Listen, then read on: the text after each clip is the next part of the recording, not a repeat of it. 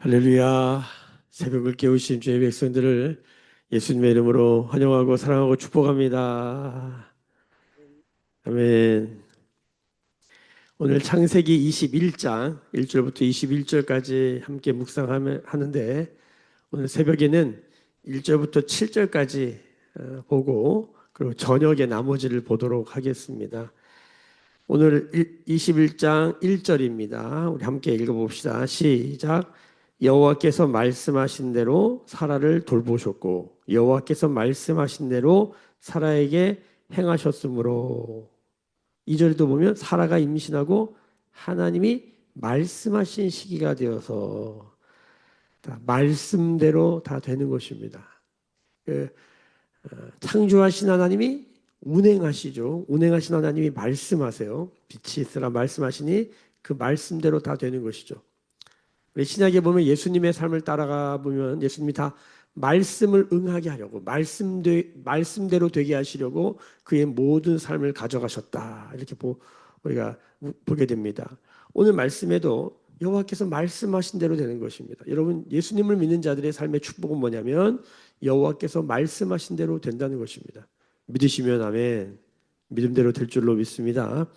자, 그런데 여기 중요한 것은 말씀대로 하시는데 어떻게 하시냐? 돌보신다. 돌보시는 하나님, 그리고 행하시는 하나님, 때가 이름에 성취하신 하나님 이렇게 나오는 것이죠. 돌보신다. 하나님 우리 내어버려 두지 않으시는 것이죠.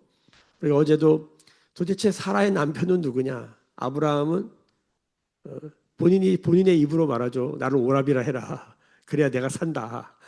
그게 너가 나에게 베풀 은혜다. 좀 사라라는 여인의 입장에서 보면 참 어떻게 보면 참 안타까운 면이 없잖아 있는 것이죠. 남편이 있는데 남편 노릇을 안 하는 거예요. 오래비 노릇은 하는데 그런 것이죠. 오히려 아비멜렉이 더 챙겨주고 있어요. 막 은천개 주고 막 소와 양을 갖다 주고 땅을 주면서 네 오렙이라고 하는 자의 그 모든 수치를 내가 풀어준다. 이러면서 뭐 그러고 있는 하나님 다 하시는 은혜인 것이죠. 결국 사라를 돌보는 사람은 아비멜렉도 아니었고 아브라함도 아니었고 누구였다? 하나님이었다. 아브라함을 데라가 돌보고 데리고 오는 줄 알았더니 봤더니 결국 데라가 못하는 것이에요.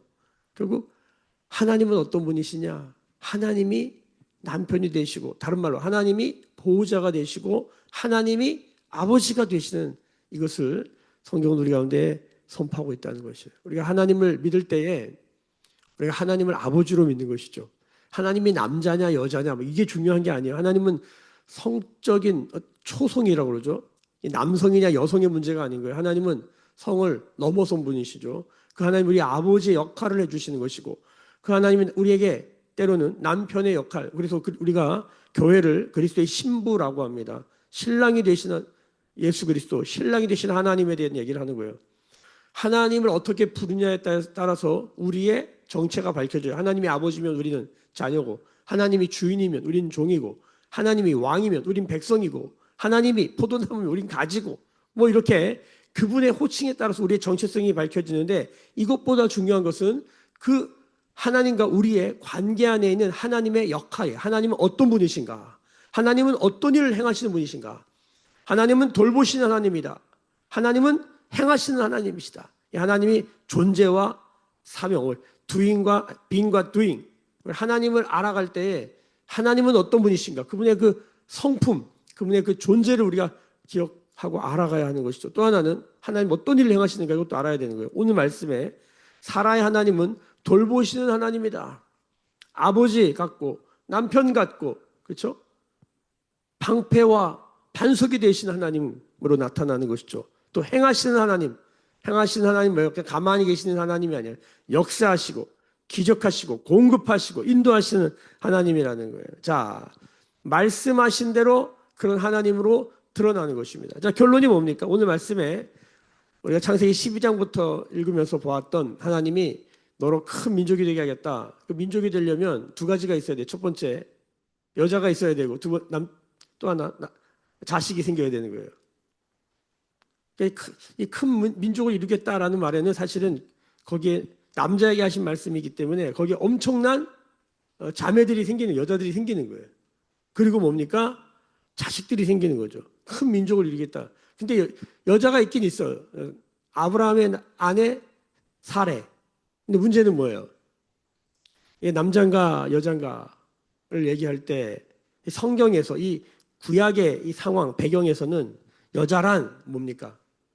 여자의 특권, 여자의 능력이 뭡니까? 창세기 1장, 2장, 3장까지 읽어보면 여자에게 하나님 주신 특권은 뭡니까? 해산하는 능력이에요. 남자는 뭐예요? 노동하는 능력이에요. 요즘은 이런 말 하면 또 난리나. 왜 이렇게 됐나 모르겠어요. 자연의 섭리인 거죠. 하나님의 창조의 모습인 거예요. 남자는 해산을 못해요. 여자만이 해산을 하는 거예요. 해산의 능력인 거죠. 근데 그 여자가 해산을 못한다. 그러면은 마치 이게 어떤 느낌이냐면 남자가 노동을 못하면 무능한 존재가 되는 거예요. 무능. 그렇죠? 남자가 노동을 못하면 무능. 이 당시에는 무기력한 존재가 되는 거예요. 남자가 병들거나 뭐 능력이 없다 이런 것들이 다 뭡니까? 노동의 이슈에 걸려 있는 거예요. 그러면 여자가 능력이 없는 건 뭐예요? 해산하지 못하는 상태가 되는 거예요. 그러니까 이 당시에 뭐 구약성경 읽어보면 해산을 하지 못하는 여인은 굉장히 불행한 모습으로 그려집니다. 한나, 사무엘상에 한나도 보면은 아이를 낳지 못하기 때문에 계속 비난받아요. 네가 죄가 많아서 그래. 막 이런 말 들어요. 굉장히 고통스러운 삶을 살아요. 남자가 노동을 못하면 남자가 아닌 거예요. 이 당시에는 여자가 애를 못 낳으면 여자인데 여자가 아닌 거예요. 자, 그러니까 지금 아브라함에게 여자가 있어요. 아내가 있어요. 근데 애를 못 낳아. 그러면 뭐예요? 이거 여자 없는 거예요. 자식이 없는 것은 곧 여자가 없는 것. 이렇게 되는 거예요. 그러니까 없는데 없으면 뭐 이해가 되잖아요. 근데 있는데 없으면 이게 어려운 거예요. 성경이 말하는 이 영적인 개념 안에서도 살아있는데 죽었다 자꾸 하는 거예요. 생명이 있는데 생명이 없다 그러는 거예요. 이게 뭐예요? 굉장히 불행한 상태인 거예요. 살아있으나 죽은 자처럼 살아가는 하나님과 관계가 끊어진 하나님의 생기가 떠나간 상태의 인간의 모습. 사람인데 사람이 자꾸 아니라 그러고 제가 이번 주에 남을 위해 중보하는 이 기도가 없는 것은 사람이 아닙니다. 이렇게 선포했더니 좀 그게 마음에 걸리신 분들이 계시더라고요. 이 성경의 맥락 안에서 계속 이 말을 하고 있거든요. 사실 자기밖에 모르는 건 사람이 아닌 거예요. 사람은 원래 둘이 하나 된 존재로 서로 의존적, 서로 도와주는 그런 삶의 모습을 가지고 있어야 돼요. 자기만 생각하는 건 인간이 아니에요, 진짜. 성경이 이렇게 맥락적으로 선포하고 있기 때문에 그대로 말한 것입니다. 이럴 때 여러분, 남을 위해 기도하는 삶을 취하시길 예수님의 이름으로 축복합니다. 기도에다가 남을 넣어보는 거예요. 그를 우리로 만들어서 그의 아픔이 나의 아픔이 되고 그의 고통이 나의 고통이 되도록 기도할 때에 우리의 기도가 거절되는 모습이 있다 할지라도 하나님이 나를 생각하셔서 그를 살리신 역사가 일어난다. 그것이 아브라함의 중보기도다. 믿으시면 아멘. 제 말이 아니라 성경에 나온 말씀이기 때문에 믿으셔도 안전해요. 중보기도가 능력이고 은혜입니다. 하나님의 마음도 알게 되고 응답도 경험하게 되고 중보기도의 기쁨과 재미를 느끼시길 축복합니다. 아멘. 자, 지금 아브라함이 여자가 있는데 여자가 아닌 해산을 하지 못하는 그 상황 안에서 자식이 없다. 아브라함이 뭘 아무리 해도 계속 뭔가요?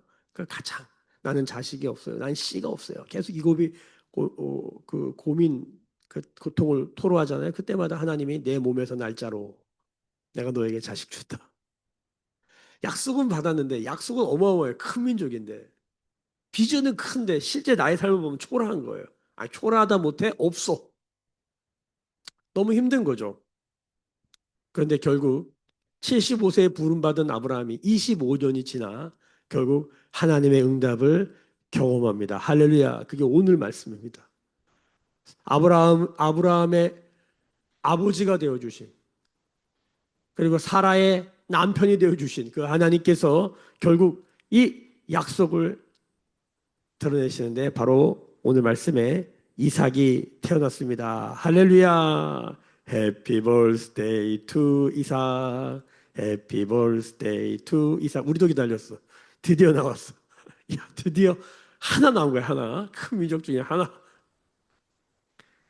여러분, 하나님의 응답을 이렇게 하나만 봐도, 작은 구름 조각 하나 봐도 큰 비가 내릴 것을 기대할 수 있는 믿음 가운데 있기를 축복합니다. 자, 이삭이 나왔어요. 자, 그래서 났어요. 4절 보세요. 그 아들 이삭이 난 지 8일 만에 그가 하나님이 명령하신 대로 할례를 행하였더라. 자, 아브라함도 할례 언약, 마음의 가죽을 벗게 되는 그 일을, 흠이 없는 삶을 위해서 흠을 내는, 그렇죠? 굉장히 묵상할 거리가 많아요. 근데 그 아들에게도 그 유산을 물려줍니다. 신앙의 유산이죠. 믿음의 유산을 물려줘요. 너는 누구냐? 너는 하나님이 은혜로 주신 자식이다. 이걸 몸에다 새겨놓는 거예요. 어려서부터 보면은 나는 남들과 좀 다른 거야. 이삭이. 자, 할례를 행했단 말이에요. 자, 그런데 5절이 재밌습니다. 5절 봅시다. 5절.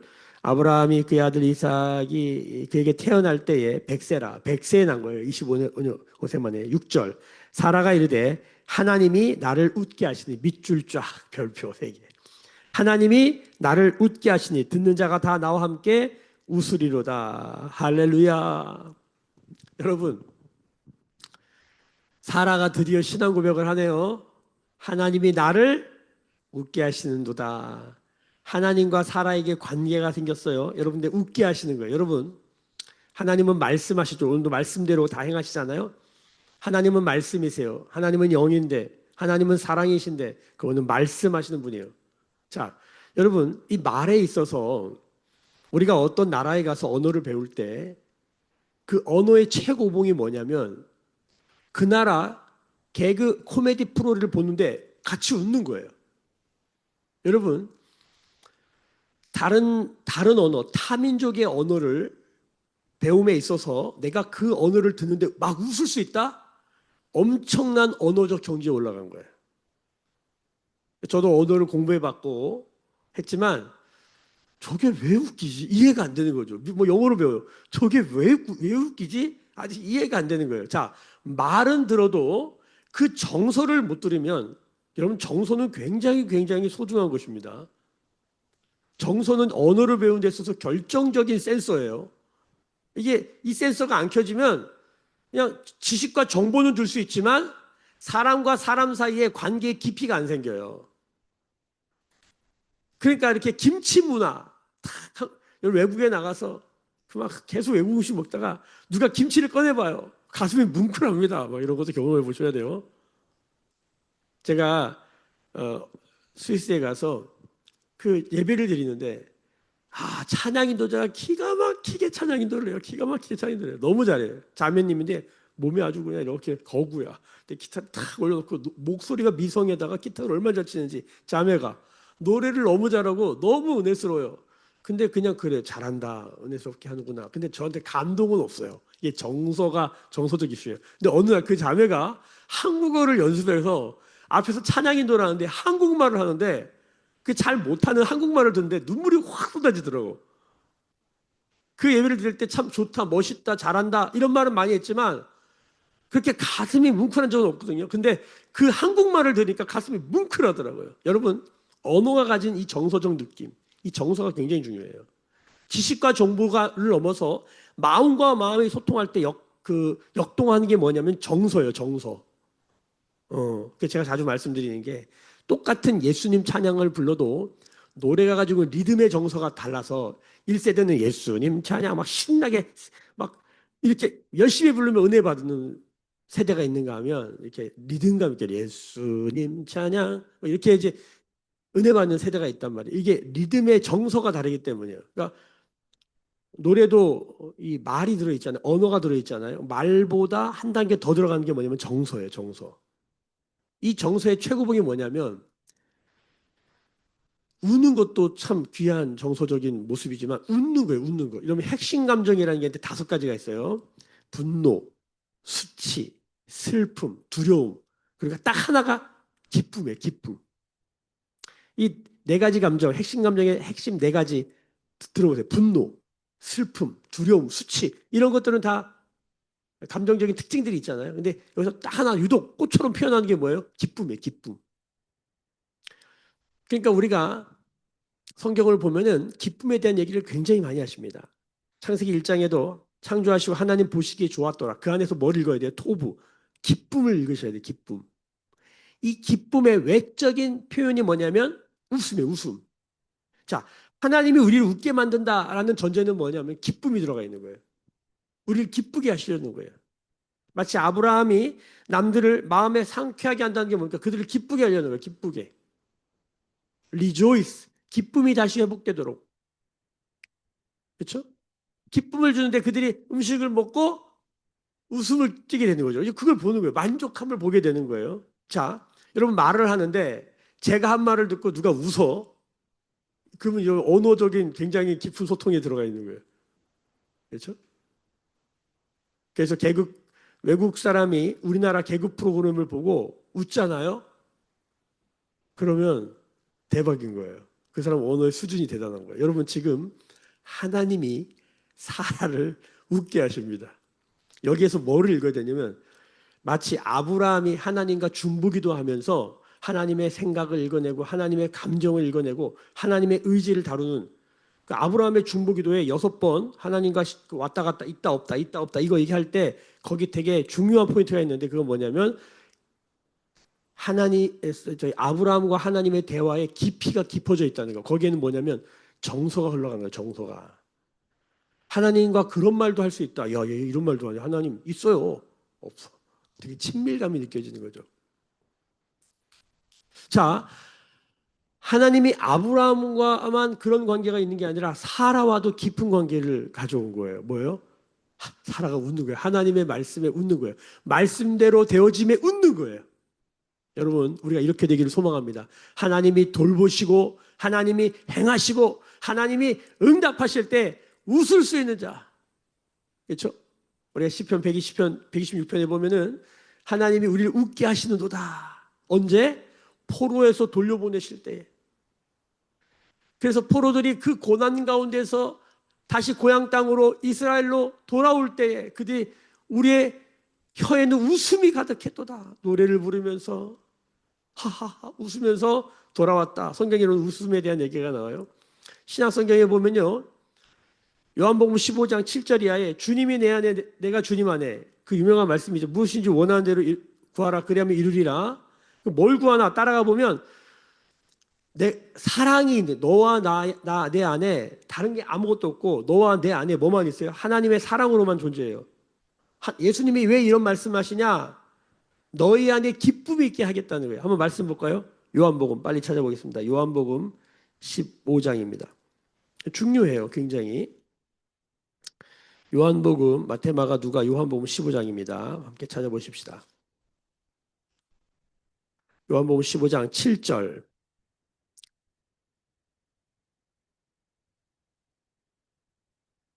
7절 너희가 내 안에 거하고 내 말이 너희 안에 거하면 무엇이든지 원하는 대로 구하라 그리하면 이루리라. 아멘. 뭘 이룬다. 9절 보세요.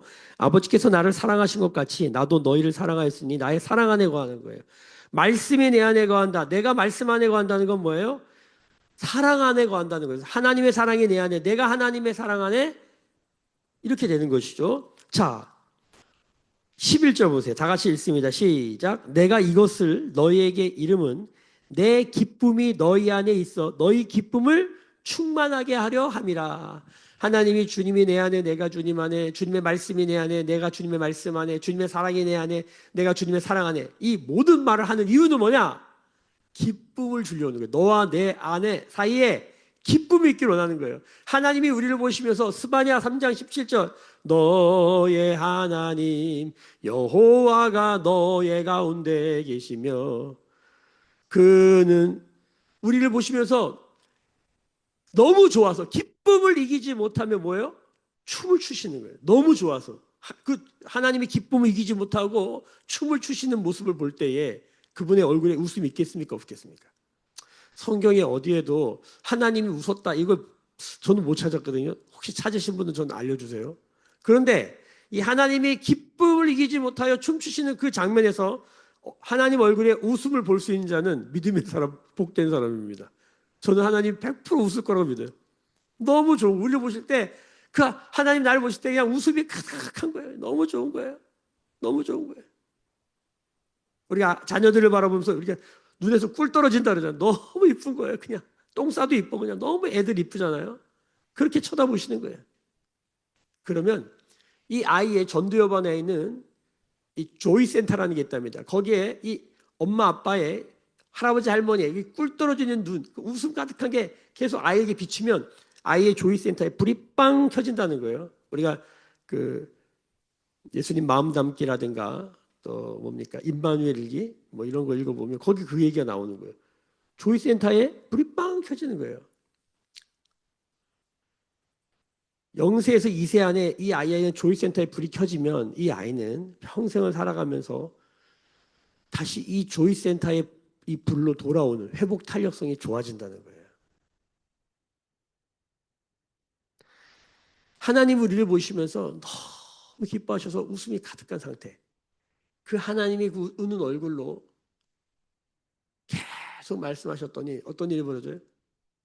수많은 연약함과 뭐똥 싸고 오줌 싸고 이랬던 어린아이 같았던 아브라함과 사라의 믿음이 점점 자라면서 활짝 웃게 되는 거예요. 활짝 웃게 되는 거예요. 이거는요 관계가 깊어졌던 뜻이에요. 서로 언어가 통했다는 거예요. 저는 어떤 어떤 분이 이 말씀의 설교 제목을 개그 콘서트라고 했던 분이 있더라고요. 맞아요. 하나님의 개그 콘서트. 하나님 우리를 웃게 하시는 거예요. 그래서 이 웃음 때문에 사라 주변의 모든 사람이 웃게 되었다. 여러분 90세 할머니가 애를 낳았어요. 정말 즐거운 일이고 복된 일이고 정말 웃을 수밖에 없는 일인데 근데 이 웃음에는 뭐도 있습니까? 재밌는 것은 오늘 자, 9절 보세요. 9절. 사라가 본즉 오늘 말씀 창세기 21장 9절이에요. 사라가 본즉 아브라함의 아들 애굽 여인 하갈의 아들 이삭이 아들이 이삭을 놀리는지다. 이 놀리는지라라는 이 단어가 히브리어로 보면 여기 하나님이 웃게 하시다라고 하는 차크라는 단어인데 똑같은 단어예요. 그러니까 하나님이 나를 웃게 하셔서 나를 비롯한 모든 주변 사람들이 웃는데 웃기는 웃는데 어떤 사람도 있다? 비웃는 사람도 있어요. 놀리는 사람도 있어요. 이게 희롱하다예요. 희롱하다. 놀리다, 희롱하다. 그러니까 이 웃음을 여기서 보면 아주 기쁜 정말 행복한 상태의 웃음인데 이렇게 보면 뭐요? 완전히 비웃는 것도 될 수 있어요. 그래서 웃음은요 양면성이 있어요. 여러분 웃음이 없는 삶을 보셨습니까? 여러분 자식을 낳는데 가정에 웃음이 하나도 없어. 평생을 사는데 한 번도 안 웃어. 여러분 어떠세요? 그 개그 콘서트 같은 거 봐야만 웃어. 저는 딸이 둘이 있는데 두 딸 다 어렸을 때부터 주변 사람들에게 무슨 말을 많이 들었냐면 참 잘 웃는다. 정말 목사님 어떻게 키워도 저렇게 잘 웃어요? 그런 말 참 많이 들었습니다. 부러워하고 아이들이 항상 웃어요. 뭘 먹여요 도대체? 뭘 사줬길래 저렇게 웃어요? 뭘 먹였겠습니까? 가난한 목회자가. 뭘 사줬겠습니까? 가난한 목회자가. 뭘 사준 것도 없고, 뭘 대단한 걸 먹인 것도 없어요. 근데 가족 모이면 그렇게 낄낄깔깔 호호대면서 참 많이 웃었던 저희 가족은 사실은 굉장히 저는 행복하게 지냈다고 저는 믿어요. 그런데 어느 날 우리 얼굴에 웃음이 사라지기 시작하는 거예요. 여러분 자식의 얼굴에 웃음이 사라진 것을 하루 이틀이 아니라 몇 달, 몇 달을 계속 본다는 건 저에겐 굉장히 고통스러운 일입니다. 말이 없어진 것이죠. 말을 하지 않아요. 웃음이 없어요. 아무리 웃으리를 만들어도 웃지 않아요.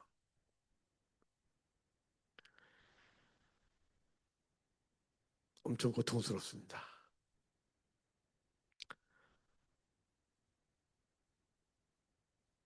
별짓을 다 해보는 거죠. 별짓을 다 해보는 거죠. 웃게 하려고.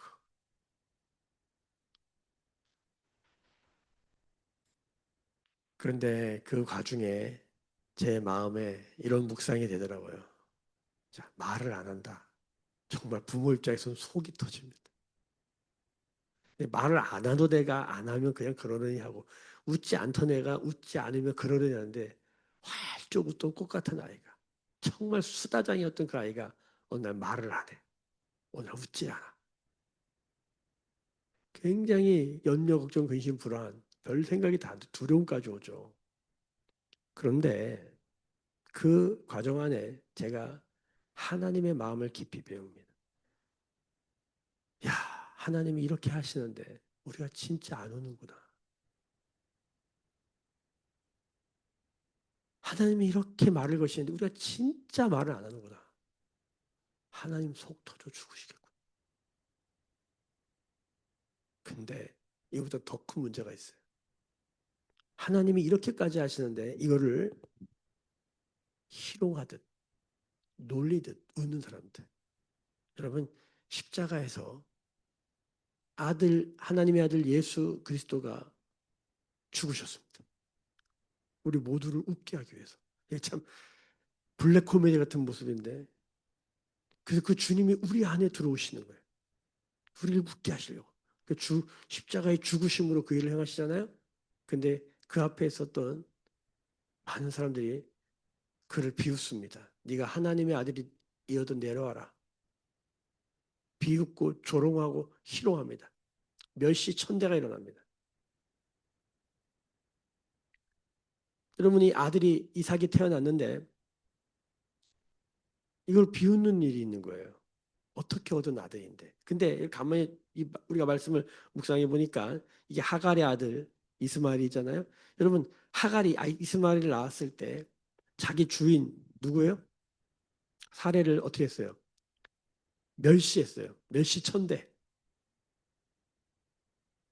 그러니까 사라는 아직 믿음이 온전치 않아. 그래서 그걸 또 학대해. 그래서 그 가정 안에 아브라함을 중심으로 막 멸시하고 막 학대하고 집안이 엉망이 돼요. 하나님이 또 그걸 다루시잖아요.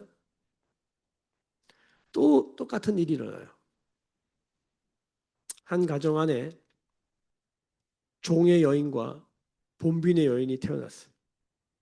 이것을 갈라디아서 3장을 읽어보면 자유가 있냐 없냐로 얘기해요. 자유의 아들과 자유가 없는 종의 여인이 나와요. 둘이 같이 싸워요. 이것이 로마서에 가면 7장에 사도 바울이 내 마음에 있는 두 법이 있다. 하나는 하나님의 법을 따르려고 하고자 하는 마음, 하나님의 말씀을 따르려고 하는 마음과 동시에 육신을 따르고자 하는 마음의 마음의 갈등, 이 투쟁을 그리죠. 우리는 몸이 있습니다.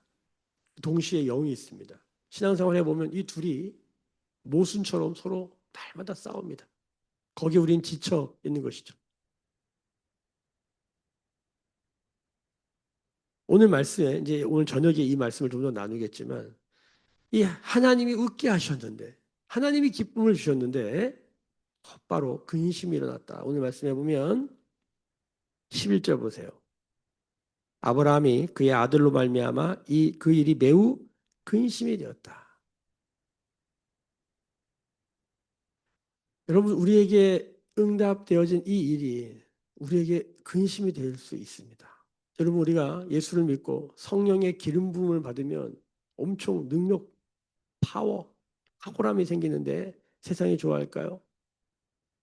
우리의 파워, 우리의 능력은 뭡니까? 거룩입니다.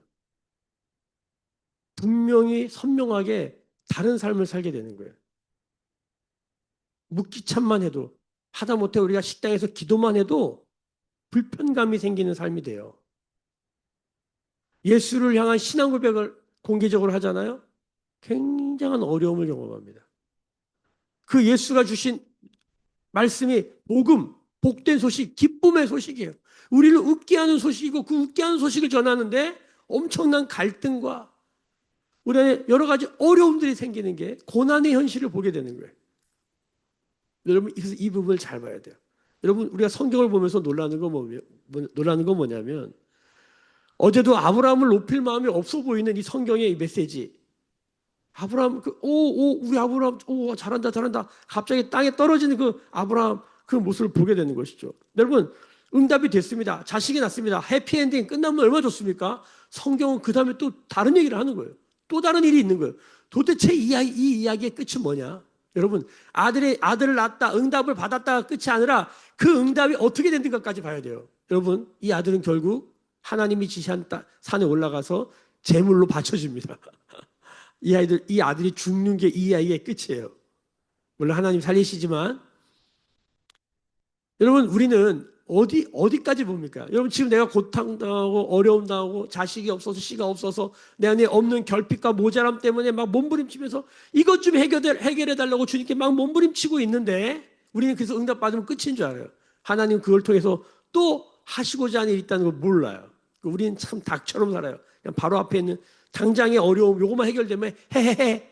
근데 그것도 은혜예요. 근데 그 다음도 알아야 돼요. 은혜와 함께 고난을 주신 하나님의 그 신비한 하나님의 섭리. 여러분, 그리스도의 삶 가운데 하나님의 일들을 우리가 선명히 보게 되는 일들이 있기를 축복하면서, 오늘은 여기서 머물러도 돼요.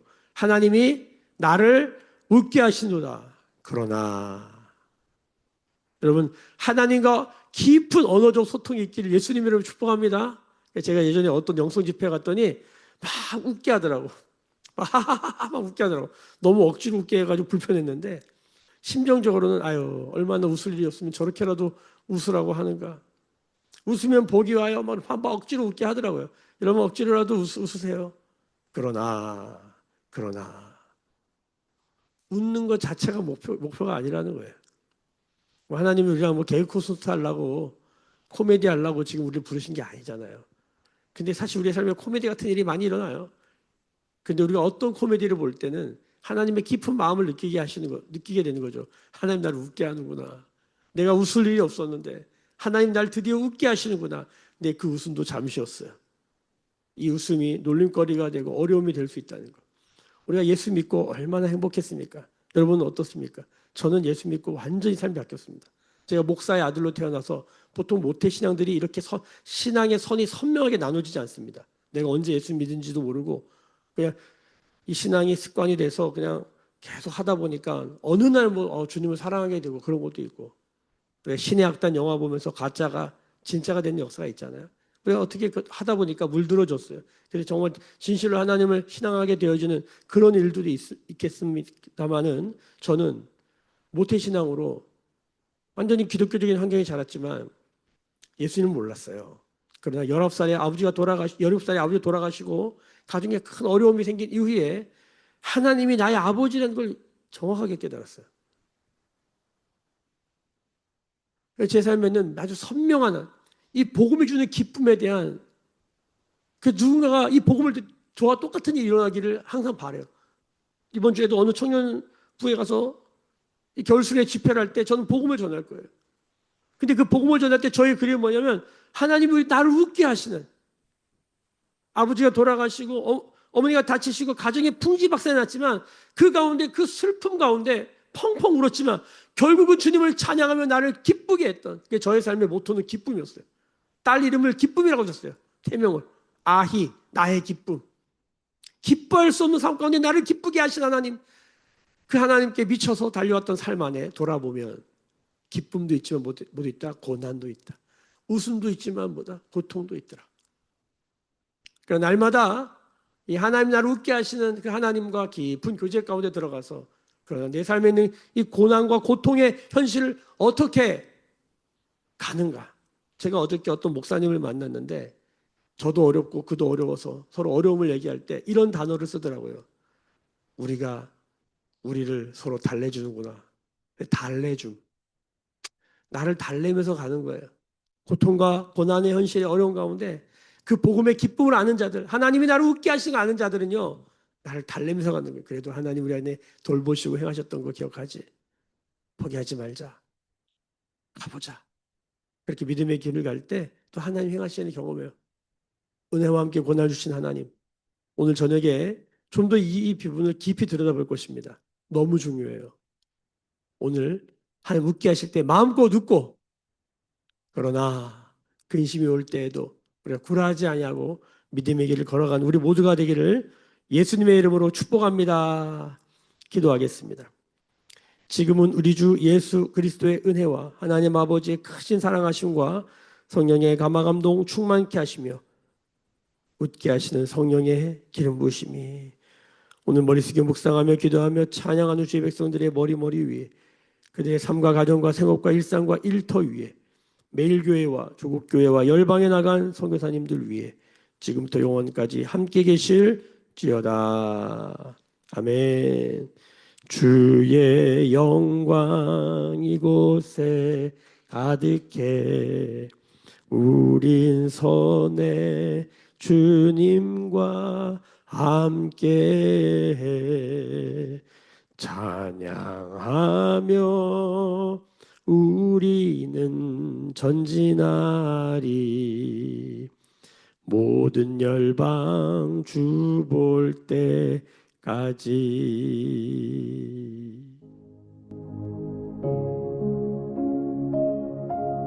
우리 주신 말씀 붙들고 나를 웃게 하시는 하나님, 응답하시는 하나님, 돌보시고 행하시는 하나님, 우리가 붙들고 오늘도 우리도 주님이 웃게 하시는 그 하나님의 마음 말씀을 듣고 우리 삶 안에 잃어버린 기쁨이 회복되기를 원합니다. 오늘 저녁에도 주님 말씀을 통해 다시 인생에 깊이 있는 하나님의 그 믿음의 길 걸어가기를 원합니다. 우리 함께 기도하시면서 우리 매일교회 라오스 비전트를 위해서 기도해 주십시오. 2월 11일부터 진행되어지는 이 비전트립 가운데 하나님의 돌보심과 행하심으로 가득 하나님을 웃게 하시는 그 비전트립이 되도록 기도해 주시길 부탁드립니다. 그리스도의 몸에 약한 자들 위해서 기도하십시다. 이름을 부르시면서 기도할 때 기억해 주시죠. 함께 인정 기도하십니다.